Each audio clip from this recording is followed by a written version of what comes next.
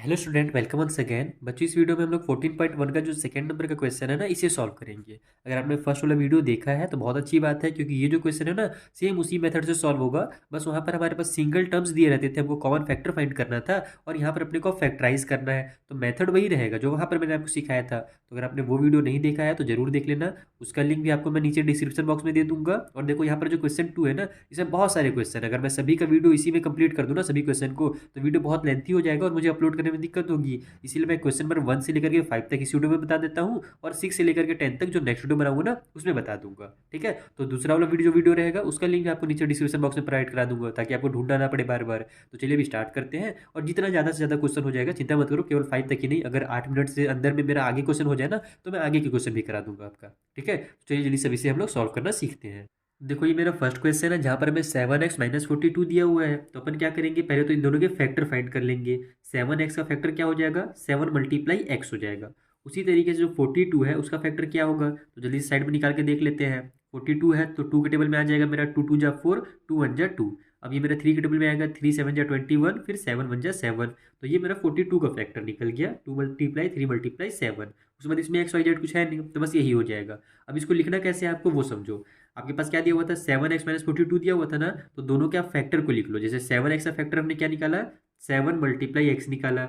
उसी तरीके से माइनस में 42 है, तो 42 का मैंने फैक्टर निकाला, 2 मल्टीप्लाई 3 मल्टीप्लाई 7। तो हमने क्या किया, बस ये जो पहले अपने को दिया हुआ था ना, हमने दोनों का फैक्टर फाइंड किए, और उसके बाद फिर हमने उनके फैक्टर को इस तरीके से अलग अलग करके लिख लिया। अब देखो कि दोनों में कॉमन फैक्टर कौन कौन सा मिल रहा है। तो यहाँ पर 7 है और यहाँ पर भी 7 है, तो दोनों में 7 हमारा कॉमन फैक्टर मिल जा रहा है। तो दोनों को बाहर निकाल लो, यानी कि 7 को एक बार आप बाहर में लिख लो इस तरीके से।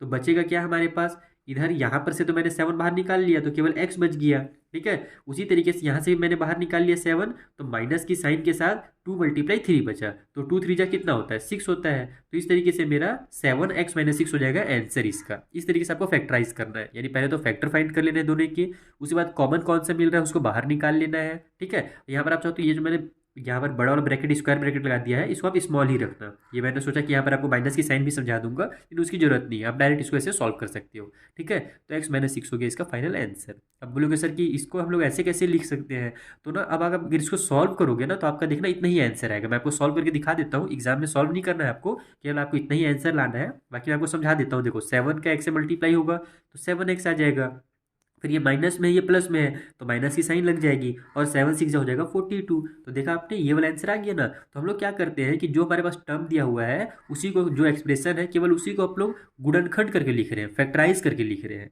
ठीक है, अगर अपन इसको सॉल्व करेंगे ना, तो इतना ही आंसर ही आएगा, तभी हमारा आंसर सही कहलाएगा। ठीक है, तो यहाँ पर आपको ये एग्जाम में करना नहीं है, बस मैंने आपको समझा दिया केवल। तो ये हो गया आपका फैक्टर, इस तरीके से आपको फैक्टराइज करना था। चलिए अब जो दूसरा क्वेश्चन है उसे सॉल्व कर लेते हैं। तो ये मेरा सेकंड नंबर का क्वेश्चन है, आइए जल्दी से फैक्टर फाइंड कर लेते हैं। 6p का क्या हो जाएगा, 2 मल्टीप्लाई 3 मल्टीप्लाई p हो जाएगा। उसी तरीके से 12q का क्या होगा, तो 2 मल्टीप्लाई 2 हो जाएगा मेरा 4, और 4 मल्टीप्लाई 3 हो जाएगा मेरा 12, और मल्टीप्लाई में q है। तो बस अब हम लोग जैसे यहाँ पर किए थे ना, वैसे ही कर लेंगे। 6p को अपन क्या लिख लेंगे, इस तरीके से लिख लेंगे, 2 मल्टीप्लाई 3 मल्टीप्लाई p। ठीक है, और फिर माइनस की साइन है तो माइनस की साइन लगा करके 12q को अपन क्या लिख सकते हैं, तो 2 मल्टीप्लाई 2 मल्टीप्लाई 3 और मल्टीप्लाई में q। इस तरीके से अपन 12q को लिख सकते हैं। अब देखो दोनों में कॉमन क्या मिल रहा है, तो यहाँ भी 2 है, एक 2 यहाँ भी है, तो पहले तो एक 2 मैं बाहर निकाल लेता हूँ। उसके बाद यहाँ भी एक 3 है और एक 3 यहाँ भी है, तो मल्टीप्लाई करके एक 3 भी अपन बाहर निकाल लेंगे। ठीक है, अब यहाँ पर क्या क्या बच गया, तो यहाँ से 2 और 3 तो बाहर निकल गया, केवल p बच गया, तो p को लिख लो।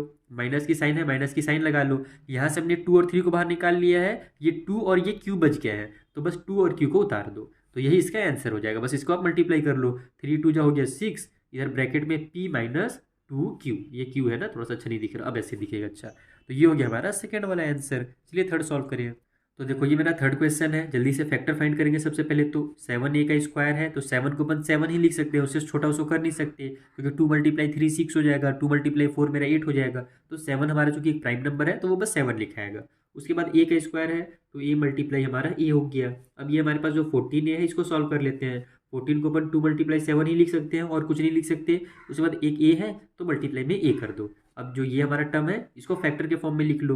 तो ये मेरा 7a को अपन लिख लेते हैं 7 मल्टीप्लाई a मल्टीप्लाई a, बीच में प्लस की साइन है इस बार, तो प्लस की साइन लगा लो। 14 में ए को अपन क्या लिख सकते हैं, तो 2 × 7 × ए, इस तरीके से लिख सकते हैं। अब देखो कॉमन क्या क्या मिल रहा है, तो यहाँ भी 7 है, यहाँ भी 7 है, तो सबसे पहले 7 को बाहर निकाल लो कॉमन।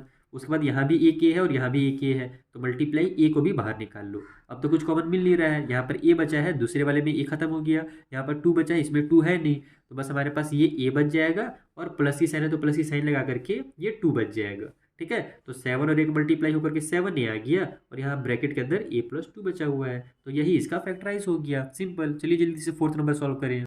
देखो ये हमारा फोर्थ नंबर का क्वेश्चन है। यहाँ पर हमें थोड़ा सा अलग क्या कर दिया गया है, -16z दे दिया गया है। तो मैंने जैसे आपको वहाँ पर समझाया था ना क्वेश्चन नंबर 1 के 6 वाले में, कि अगर माइनस का साइन दिया हुआ है तो आप क्या करो, एक -1 अलग से लिख लो। जैसे देखो मैं 16z को क्या लिख सकता था, यहाँ पर अगर केवल 16z रहता तो उस कंडीशन में मैं इसको 2 × 2, रुक जाए सेकंड निकाल लेता हूँ तो गलत मत हो जाए। 2 के टेबल में 8 टाइम पे 16, हाँ वही ठीक जा रहा था मैं। 2 4 जा 8 हो जाता, फिर 2 2 जा 4 हो जाता, और 2 1 जा 2, यानी 16 को अपन 2 जो है 4 टाइम लिख लेंगे इस तरीके से। उसके बाद एक z है तो एक z भी हो जाएगा। लेकिन यहाँ पर ये जो 16 है ना अपने को माइनस में दिया हुआ है, तो अपन इसको क्या करेंगे, इस तरीके से लिखेंगे -1 मल्टीप्लाई में। उससे होगा क्या कि इन सभी का मल्टीप्लाई करने पर 16 तो आ जाएगा, और फिर 16 1 जा 16 हो जाएगा, और प्लस और माइनस मिलकर के माइनस हो जाएगा। इस तरीके से जब कभी माइनस हो ना, तो आप एक -1 वहाँ पर क्या कर लो, अलग कर लो अपने माइंड में। उसके बाद ये जो हमारा 20z का क्यूब है, इसको देख लेते हैं कितना आता है। तो 20z, सॉरी लिख रहा हूँ, बस 20 को निकालना है। ट्रू का टेबल में 10 टाइम पे आ जाएगा, फिर 2 5 जा 10 हो जाएगा, फिर 5 1 जा 5 हो जाएगा, तो 2 × 2 × 5 हो गया। z का क्यूब है, यानी 3 बार अपने को z का मल्टीप्लाई करना है इस तरीके से। अभी क्या बन गया हमारे पास, ये फैक्टर बन गए। फैक्टर्स को लिख लो ब्रैकेट में, तो यहाँ पर हमारे पास ये हो जाएगा -16z का फैक्टर कौन है, तो -1 × 2 × 2 × 2 4 टाइम है। उसके बाद फिर एक z है, ठीक है, ये 2 है, और फिर एक इस तरीके से z दिया हुआ है, बीच में प्लस की साइन है, प्लस की साइन लगा लो। 20z का क्यूब है, तो 20 को हमने क्या देखा यहाँ पर, 2 × 2 × 5 है। उसके बाद 3 बार z है, 1 2 और ये 3। ठीक है, इसको थोड़ा सा साइड में करना ना, एग्जाम में सॉल्व करना ना, तो ये सब काम आप रफ पेज में करना। उसके बाद अब देखो यहाँ पर से कॉमन क्या क्या मिल रहा है, तो यहाँ एक 2 है, यहाँ भी एक 2 है, तो मेरा 2 बाहर निकल गया। उसके बाद एक 2 यहाँ और है, यहाँ भी है, तो दूसरा 2 भी बाहर निकल गया।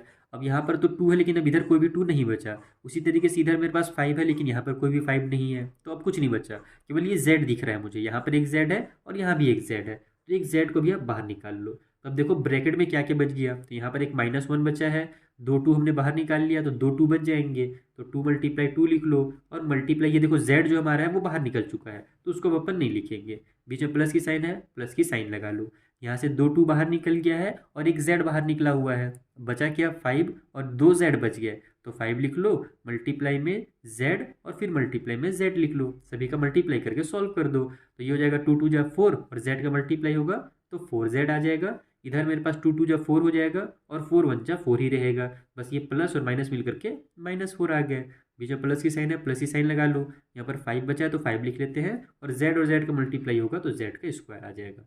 इस तरीके से आपको फोर्थ वाले को क्या करना है, फैक्टराइज करना है। ठीक है, थोड़ा सा अलग था, लेकिन आपसे सॉल्व हो जाएगा। अगर आप बेसिक समझते हुए आ रहे हो ना, धीरे धीरे एक एक करके सॉल्व कर रहे हो, तो ये भी सॉल्व होगा, कन्फर्म है। चलिए जो अगला क्वेश्चन है 5th नंबर का, उसे सॉल्व करें। तो ये हमारा 5th नंबर का क्वेश्चन है, आइए जल्दी से फैक्टराइज कर लेते हैं। 20l का स्क्वायर और m दिया हुआ है, तो 20 को अपन 2 × 2 और फिर मल्टीप्लाई 5 लिखेंगे, क्योंकि 2 2 जा 4 और 5 जा कितना हो जाएगा, 20 हो जाएगा। उसके बाद l का स्क्वायर है, तो 2 बार l लिख लो आप, और फिर m है तो एक बार m लिख लेते हैं। उसी तरीके से जो 30 a l और m दिया हुआ है, इसको कर लेते हैं। तो 30 को अपन जानते हैं 2 × 3 × 5 करना पड़ेगा, अभी पिछले वाले कुछ क्वेश्चन में किए थे। तो 2 3 जा 6 और 6 5 जा हमारा 30 हो जाएगा। उसके बाद a l और m है, तो a × l और मल्टीप्लाई m हो जाएगा। चलो जल्दी से अब इसको हम लोग इस तरीके से लिख लेते हैं, यानी इसके फैक्टर्स को उतार लेते हैं। तो ये हो जाएगा मेरा 20 को अपन क्या लिखेंगे, 2 × 2 × 5, और फिर l 2 पीस है हमारे पास, तो 2 बार l × m कर दो। बीच में प्लस की साइन है, तो प्लस की साइन लगा लो। अब 30 ALM को अपन इस तरीके से लिख लेते हैं, 2 × 3 × 5, उसके बाद मल्टीप्लाई में a, फिर l है और फिर m है। ये हो गया हमारा कंप्लीट। अब देखो कॉमन क्या मिल रहा है, तो यहाँ भी 2 है, यहाँ भी 2 है, तो सबसे पहले तो 2 को बाहर निकाल लो। उसके बाद यहाँ एक 2 है, इधर नहीं है, यहाँ 5 है, यहाँ भी 5 है, यहाँ 3 है, यहाँ नहीं है, तो 3 तो होगा नहीं कॉमन, केवल 5 कॉमन होगा, क्योंकि दोनों में है 5, तो 5 को बाहर निकाल लो। यहाँ पर एक l है, यहाँ भी एक l है, तो एक l को बाहर निकाल लो। ठीक है, यहाँ a है लेकिन यहाँ नहीं है, तो a कॉमन नहीं होगा, लेकिन यहाँ भी एक m है और यहाँ भी एक m है, तो m को बाहर निकाल लो। अब इस तरीके से तो जो जो कॉमन मिला हमने बाहर निकाल लिया। बचा क्या क्या, तो यहाँ से एक 2 बाहर निकला है, एक 2 बचा हुआ है, तो 2 को लिख लेते हैं। 5 भी हमने बाहर निकाल लिया है, एक एल भी हमने बाहर निकाल लिया और एम भी निकाल लिया, तो ये केवल एल बचा हुआ है, तो ये एल को उतार लो। ठीक है, और कभी भी जब इसको सॉल्व करो ना तो हल्का हल्का सा डैश दे देना, जैसे मैं पिछले वाले क्वेश्चन में किया था मैंने हल्का हल्का डैश दे दिया था, तो उससे आपको जल्दी जल्दी समझ में आ जाएगा कि इसको हमने बाहर निकाला है। उसके बाद बीच में प्लस की साइन है तो प्लस की साइन लगा लेते हैं। ये मेरा 2 था, इसको छोड़ो। तो 2 हमने बाहर निकाल लिया है, 3 बचा हुआ है तो 3 लिख लेते हैं। 5 भी हमने बाहर निकाल लिया है, 5 को छोड़ दो। ए हमने बाहर नहीं निकाला है तो ए को उतार लो यहाँ पर।